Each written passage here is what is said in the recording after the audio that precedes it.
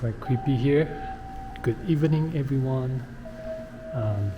It's only 11:30, but it's empty at this train station called Tsuyama. I don't think that many people have heard of this station, but it's in the mountain area of Okayama prefecture. I think my face is pitch dark now, but yes, it's a very refreshing chance for me to film a video this late in an evening. With small kids, there's really no chance to go out in the evening by yourself, let alone going somewhere far. For example, here, which is about 1 hour Shinkansen from Kyoto to Okayama, and then another 1.5 hour local train from Okayama to Tsuyama. But Tsuyama is still a relatively a big town in this area of Okayama. 100,000 people, close to 100,000. So there's some tourism sites. There's a castle.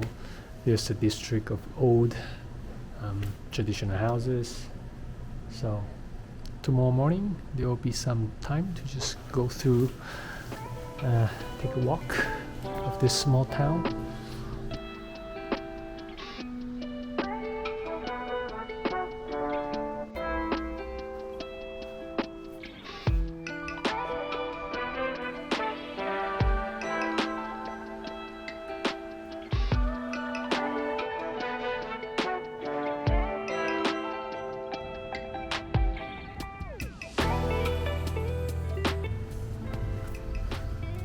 Downtown area of Tsuyama City, the shopping streets. Of course, everything is shut at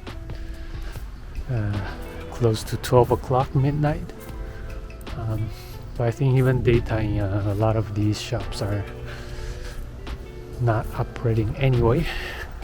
Let's find out tomorrow.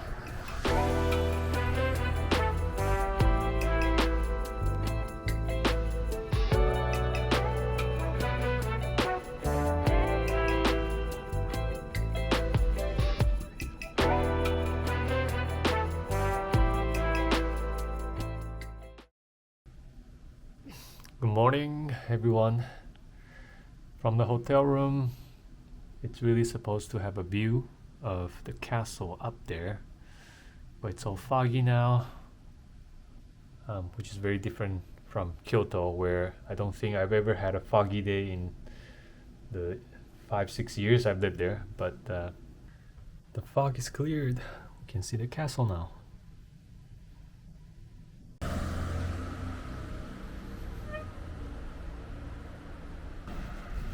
Morning again. I'm just walking on the streets of Tsuyama City. The town is a castle town, and like a lot of the castle town, it's usually divided into two different areas. Where the area they have a lot of temples, and the other area where I have, I guess, the samurai residences and some merchant houses. But again, both areas would have some traditional homes that I might be able to see today.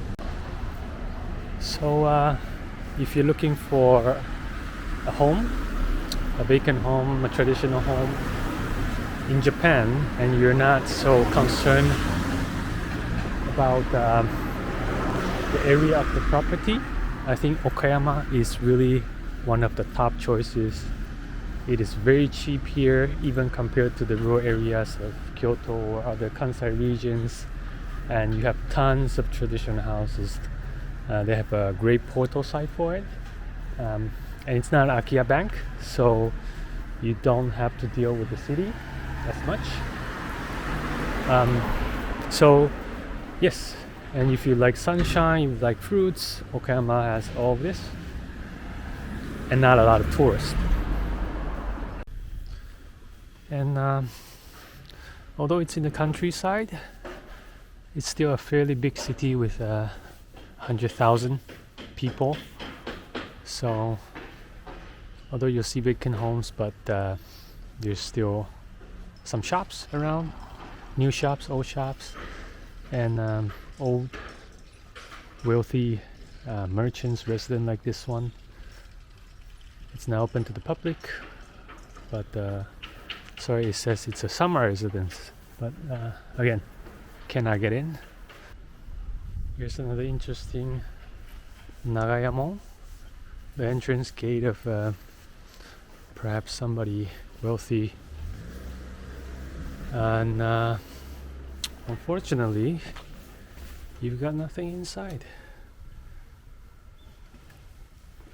So I'm not so sure what they are planning to use this site for, but you've only got the gate.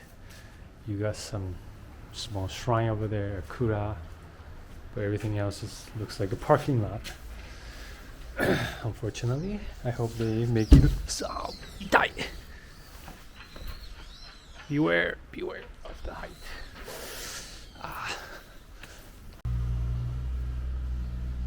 It's sunny now, but still very foggy in general, especially on the mountains.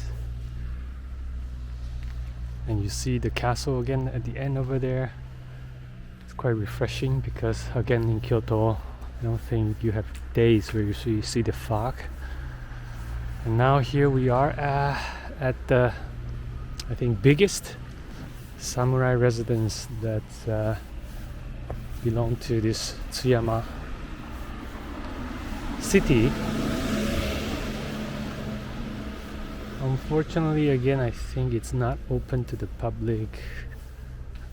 Well, the door is open. There are 2 homes. Wow.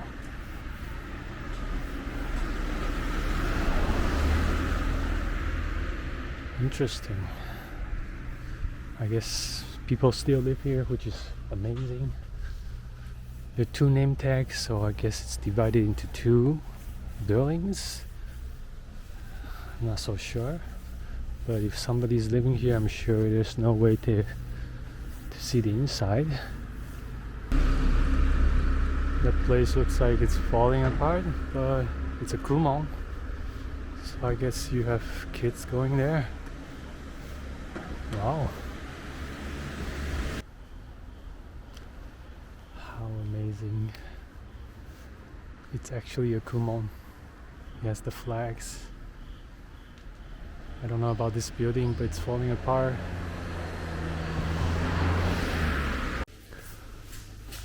Like any other cities in Japan, it has its own festivals, distinct history, the old map of the castle town of where the big samurai houses are.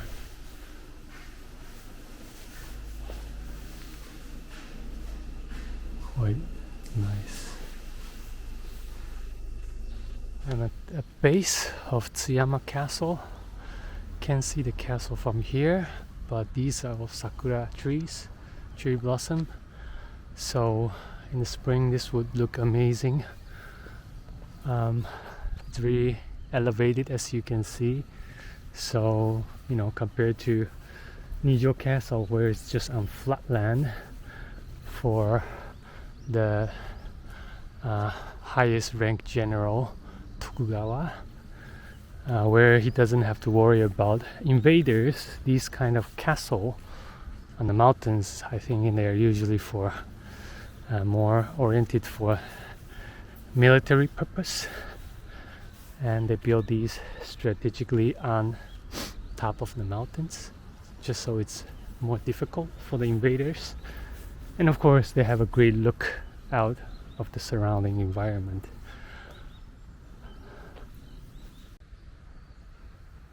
They have this nice nostalgic historical stairway leading up to the castle, but at the end it's kind of unfortunate. You have an NTT tower.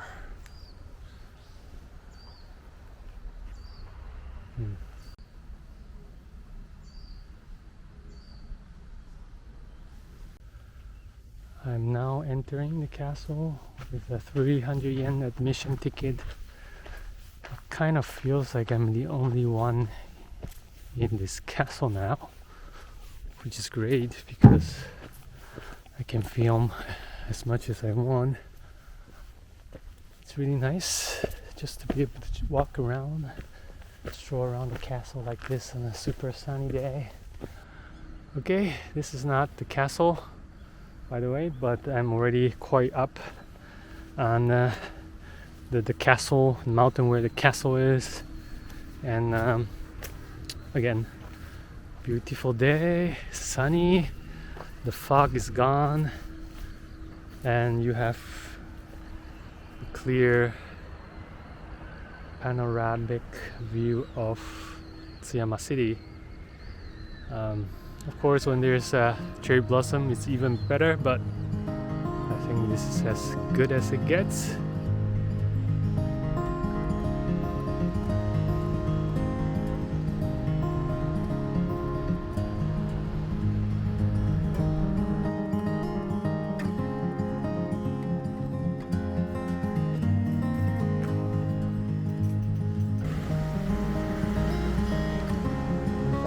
You can also see the backside of the castle, Tsuyama Castle, all the way up there. Right away you have some houses. It looks like it's already falling apart.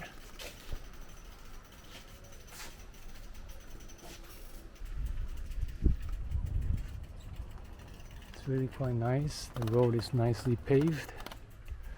Some of these are changed to like a guest house. Not sure what these are, but they all look very new, fixed at least. And the entire street of Machiya like this. Amazing.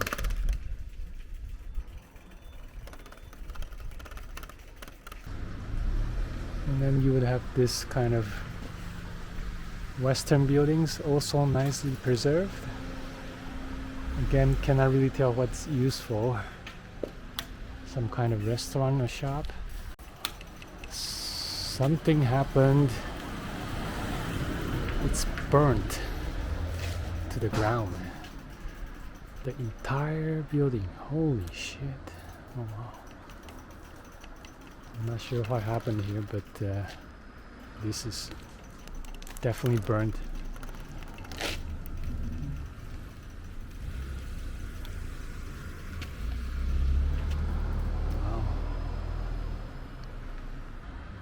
I've been biking along the street for at least 5-10 minutes, and it's really impressive how many of these are preserved still. A lot more than any street in Kyoto, almost. I'm not sure the number, but at least close to 100. This is one here that is currently being fixed, and because this is in a historical preservation district, I'm sure there's some sort of renovation subsidy for fixing any of these Machiya facing the old streets. And I'm still going, and I'm not reaching towards the end. I think that building there is almost the end, but wow, what a long street. If you have to walk, it's like at least 20-30 minutes, and a lot longer if you're going to have to stop between the shops, the museums. So I'm just gonna stop here and get into one of the samurai houses that's open to the public. Alright, on the turn back, these are the houses that I want to go in and see. So I'm just going to have to park my bicycle somewhere here.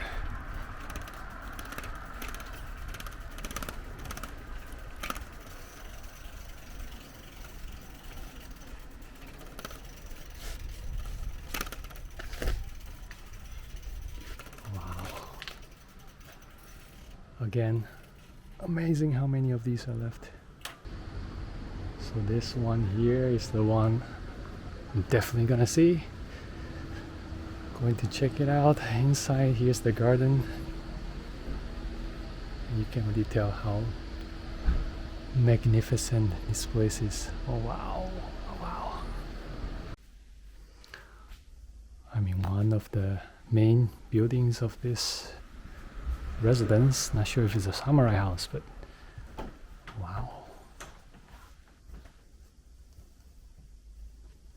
It's a dream to be in one of these places. The garden, the tatami rooms, the really nice antique windows. Amazing.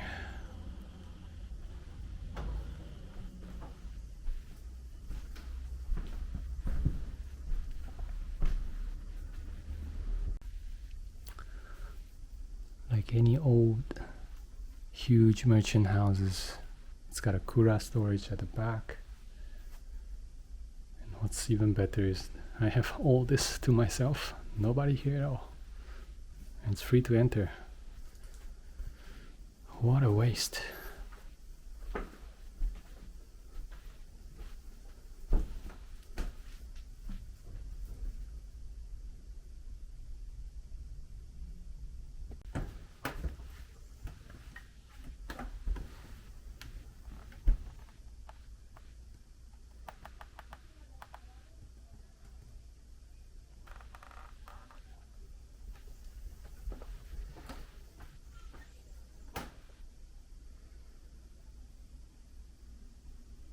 There's a tunnel leading to the back of the house, the kura storage, and even the tea room.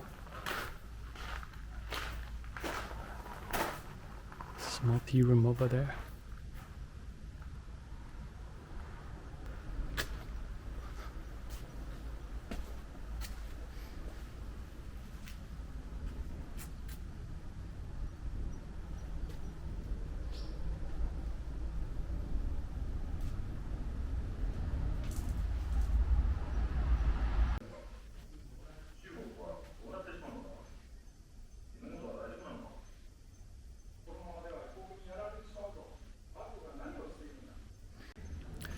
It's quite amazing, but I think the roof they use for the main house, and here as well, it's all bamboo strips instead of wood. It's the first time I've seen something like this. And they have the sugi cedar as like the, I don't know, the board behind the bamboo strips. It's interesting because here they use the wood.